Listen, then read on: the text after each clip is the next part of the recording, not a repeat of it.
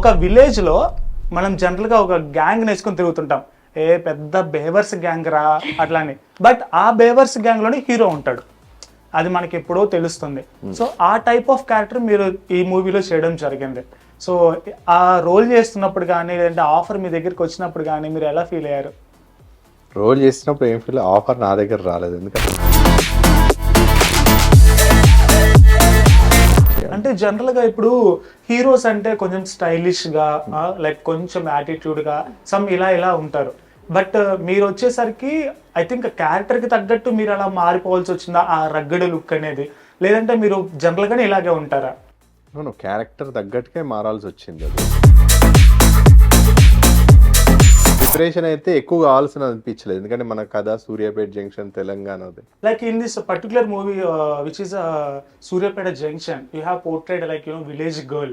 So to carrying the half saree and that flowers in hair, so full bangles, it's like a village cute girl look. How did you accept it? So the director has visualized. అట్లానే మీ first movie friend, అది కూడా దర్శన్ గారి పక్కన అంటే ఏదైనా plan చేసుకున్నారన్నా అక్కడి నుంచి ఏమన్నా మంచి కథతో తెలుగులో అడుగు పెట్టాలని అలా ఏమన్నా?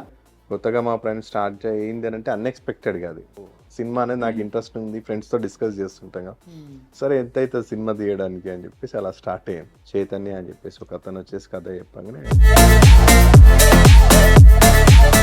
Please subscribe to the channel and download the Politicos app from the links in the description.